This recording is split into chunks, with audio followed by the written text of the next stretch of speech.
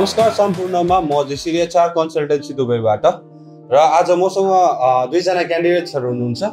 Candidates भन्न त मिल्दैन, एकजना चाहिँ हाम्रै भाइ जेसिडी को मेरै कलिग है मिस्टर शैलेश कोइराला। उहाँले पनि क्रोएसियामा अप्लाई गर्नुभएको थियो र उहाँले भन्दाखेरि तपाईँभन्दा अलिकति भए पनि कस्तो कस्तो लाग्दो रहेछ। भाइले चाहिँ क्रोएसियाको लागि अप्लाई गर्नुभएको थियो र उसको चाहिँ सब एटेन्डेन्टमा पोजिसनमा चाहिँ अप्लाई गरेको थियो र सक्सेसफुली भिजा पनि लागेर आयो। र बहिनी मिस कटवाल उहाँले पनि अप्लाई गर्नुभएको थियो वेट्रेस पोजिसनमा, उहाँको पनि भिजा लागेर आएको छ र उहाँहरू चाहिँ आज पासपोर्ट कलेक्सन गरेर भोलि चाहिँ उहाँहरूको फ्लाइट पनि छ र आज सानो केही कुराकानी गर्नलाई चाहिँ है यसो क्यामेराको अगाडि। अनि कस्तो फिल भइरहेको छ? भोलि फ्लाइट पनि छ, भिजा पनि लाग्यो, एक्साइटेड? एकदम धेरै एक्साइटेड, एकदम खुसी, एक्साइटेड हैन? एकदम धेरै। ल म हजुरहरूलाई पनि उहाँको भिजा देखाउन चाहन्छु। फर्स्ट अफ अल यो चाहिँ मिस तुलासा बहिनीको भिजा हजुरलाई। Thank you very much. Many congratulation. Thank you. र यो चाहिँ हाम्रो शैलेश भाइको, यो हेर्न सक्नुहुन्छ भाइलाई पनि कङ्ग्रेचुलेसन। सोचेको पनि थिएन यसै गरी टेबलमा बसेर यसरी भिडियो बनाइन्छ। अरूको भिडियो चाहिँ धेरै बनाइयो नि त। हामीले विगत 2 वर्षदेखि मोर देन 2000 क्यान्डिडेटलाई हामीले डिप्लोय गऱ्यौँ। माल्टाको एफएसदेखि लिएर अब डिप्लोयमेन्टदेखि लिएर सबै कुरा गरेँ। मोर देन 2000 को त्यस पछाडि फाइनल्ली आफ्टर 2 इयर्स मैले पनि यसै गरी भिडियो बनाउला भनेर सोचेको चाहिँ थिएन, तर फाइनल्ली जेसिडीमा भइसके पछाडि सबैको राम्रै नै हुन्छ। चाहे अब यहीँको हाम्रो स्टाफ कलिगदेखि लिएर अब बाहिरबाट एप्लाई गर्नेहरूको पनि होइन, त्यसै गरी जेसिडीले सबैलाई हेर्छ। बाहिरको व्यक्तिलाई मात्रै नभएर आफ्नो अफिसको स्टाफ, आफ्नो अफिसको सबैलाई यदि अपर्च्युनिटी चाहिँ सबलाई पाइन्छ यहाँनिर। यस्तो हो फेरि शैलेश भाइ अब हुनु त फर्स्ट हो क्यान्डिडेट भिजा, युरोपको भिजा लागेर जाने है स्टाफ चाहिँ स्टाफमा। साथसाथै अझै हामीले नयाँ खबरहरू पनि ल्याउने छौँ।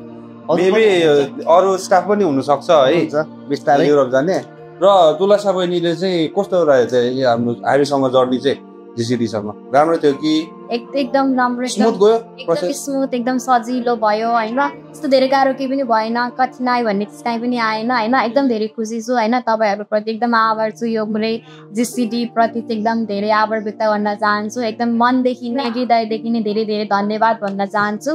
त्यही नै हो। अनि अरू जो हुनुहुन्छ, जो जति पनि जान चाहनुहुन्छ, यो भिडियो भोलि पोस्ट टिकटकमा कुनै सोसल प्लेटफर्ममा पोस्ट हुँदाखेरि प्लिज म रिक्वेस्ट गर्छु, जस्ट ट्रस्ट दिस कन्सल्टेन्सी भन्न चाहन्छु। ट्रस्ट गर्नुहोस्, आउनुहोस्, विश्वास गर्नुहोस्, जानुहोस्। यति नै हो। किन भन्दाखेरि मेरो काहीँ पनि अलिकति पनि कठिनाइ बिनाइ नै एकदम स्मुथली प्रोसेस भयो, सजिलोसँग भयो। त्यही भएर चाहिँ मैले यो भोगेका कुराहरू चाहिँ सेयर मात्र गरेको हो र के आस्था हजुरहरूलाई पनि सजिलो हुन्छ। जेसिडीले कसैलाई पनि कठिनाइ त हाम्रो उद्देश्य भनेको क्यान्डिडेटलाई खुसीले यहाँदेखि डिप्लोय गर्ने, उहाँहरूलाई अगाडिको प्रोसेसदेखि लिएर पछाडि उहाँ पुगिसकेपछि पनि उहाँहरूलाई दुःख नपरोस् भन्ने हाम्रो चाहना हो।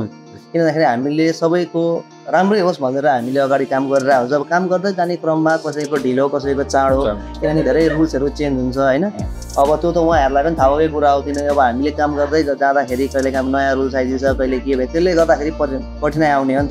तर त्यो हुँदै पनि हामीले उहाँहरूलाई सहज रूपमा चाहिँ के गर्दा राम्रो हुन्छ, कसरी गर्दा राम्रो हुन्छ, कसरी अगाडि बढ्नुपर्छ होइन, हामी सल्लाह चाहिँ हामी सधैँ दिन्छौँ। उहाँहरूसँग हामी केही कुरा उहाँहरूसँग राख्छौँ र उहाँहरूलाई सोधेर उहाँहरूको अनुसारले छिडेको अनुसारले हामीले अगाडि गर्ने गरेको छ नि त अहिलेसम्म।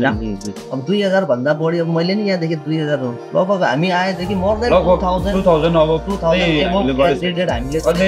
हामी फर्स्ट आउँदाखेरि यहाँ धेरै डिप्लोय भइसक्यो।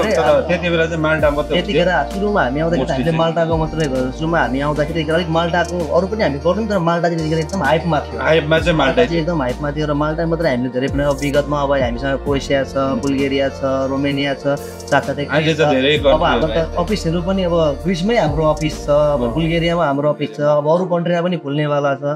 हामीसँग अहिले अब स्लोभाकियाहरू पनि छ, विभिन्न कन्ट्रीहरू हामी एक्सप्लोर गर्दैछौँ।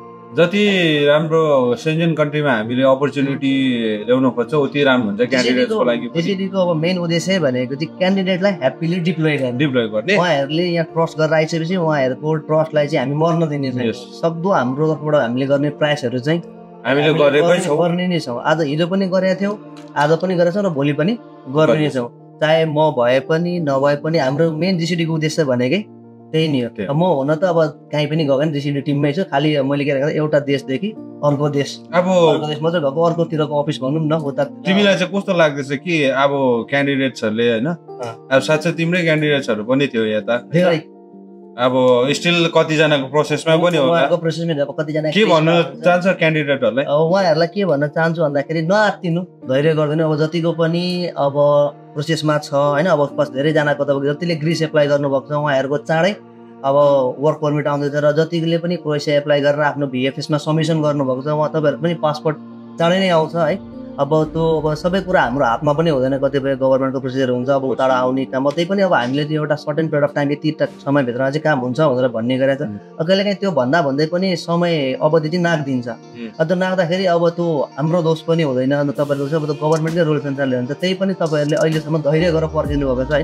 त्यसको लागि पुरै डिसिडी परिवार चाहिँ एकदम आभार छौँ होइन। अब हामीले अब चाँडै अब जति पनि अडिएको पासपोर्ट छ लगभग मोर देन 50 पासपोर्टहरू हाम्रो अझै क्रोएसियाको आउनै बाँकी छ। ग्रिसको अब अस्ति वर्क पर्मिट आयो, अब अरू आउँदैछ सायद, होपफुल्ली यो महिनाभित्रमा तपाईँहरूले खुसीको खबर सुन्न पाउनुहुन्छ भन्ने हामीले होप गरेका छौँ होइन। अब जति पनि मसँग मलाई चिनेर आउनुहुने मेरो साथीभाइहरूदेखि लिएर जति पनि मलाई चिन्ने हुने क्यान्डिडेट चाहिँ अब म छुइनँ भनेर निराश नहुनु होला। म नभए पनि म यो अफिसमा त अहिले म फिलहाल फिजिकल्ली छुन्न, तर त्यही पनि म तपाईँहरू त्यही माझमा बसेर डिसिडीसँगै बसेर काम गरिरहेको हुनेछु।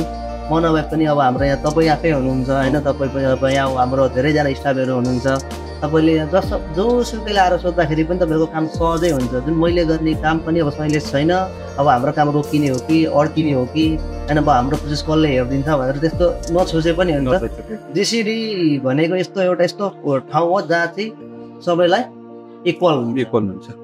अनि बहिनीको अब फर्दर के प्लान छ उता पुगेपछि, के प्लानिङ छ? अब क्रोएसियामै बस्ने हो कि कन्ट्र्याक्ट सकिन्छ त अब अभियसली काम गर्नु पर्यो होइन, तर युरोप कन्ट्रीमा चाहिँ कस्तो हुन्छ भने अब यहाँको जस्तो हुँदैन क्या, युएमा जस्तै 2 सालको भिजा सकिनु पर्ने होइन, कन्ट्र्याक्ट सकाउनु पर्ने त्यस्तो हुँदैन। उनीहरूको 3 months 6 monthsको प्रोभिजन पिरियड सकेपछि तपाईँहरू जता जाँदा पनि भइगयो, टिआरसी कार्ड बनिन्छ। फर्दर कुनै अरू सेन्जन कन्ट्रीहरू जाने प्लान छ? अहिले हाल चाहिँ छैन, पहिला जाम, पहिला त्यहाँको कन्डिसन बुझौँ होइन, पहिला आफ्नो हार्ड वर्किङ दिउँ होइन, त्यहीँ राम्रो भयो भने किन अरू ठाउँमा जानु होइन, जहाँ राम्रो हुन्छ त्यहाँ गर्ने हो। हामी त फ्युचर खोज्ने हो नि त होइन, जस्तै यङ छौँ होइन, अनि त्यसपछि फ्युचर भन्ने त्यहाँ इनकेस त्यहाँ राम्रो छ भने होइन किन अरू कन्ट्री जानु, अनि जस्ट गो अनि त्यसपछि हेरौँ कन्डिसन कस्तो हुन्छ, आफ्नो गीत 100% दिने हो। अनि मैले त्यसको 100% तयारी मैले 100% पाएँ भने त म कहीँ पनि जान्न, त्यही भएछु, तर पाइनँ भने चाहिँ त्यसपछि त्यसरी सोचौँला हेरौँला। ठिक छ हुन्छ, हस् त हुन्छ। अब फेरि पनि है यो भिडियो मार्फत अब तपाईँहरूलाई पनि अल द बेस्ट पनि भन्न चाहन्छु हाम्रो जिसिडी होल टिमकोबाट, र हजुरहरू राम्ररी काम गर्नु होला उता क्रोएसिया पुगेपछि है, अनि आरामले मजाले ह्याप्पी सेयर जर्नी पनि एकदम डिसिडी पुरै डिसिडी परिवार होइन, सबै हाम्रो अब मेरो दाजुभाइहरू होइन, तपाईँ प्रवक्ता हुनुभयो प्लस मेरो साथी सबैलाई एकदम अब भोलि जाँदैछु दुःख मोटुलाई डर बनाएर सबैसँग बिदा मागेर होइन। अब साथसाथै अब तपाईँहरू पनि तपाईँहरूले पनि धेरै माया दिनुभएको छ है, अब हाम्रो क्यान्डिडेट्सहरूले पनि धेरै माया तपाईँहरूसँग पनि बडा अब केही अब फिजिकल्ली म यहाँ उपस्थित हुने छैन, तर त्यसको लागि तपाईँहरूले अप्ठ्यारो नमानिदिनु होला, सजिलैसँगले आइदिनु होला, यहाँ सबैले हेल्प गर्नुहुन्छ भन्दै है।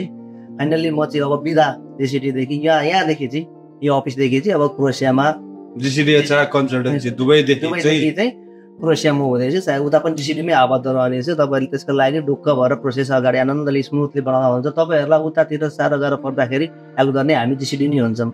Okay, thank you so much है।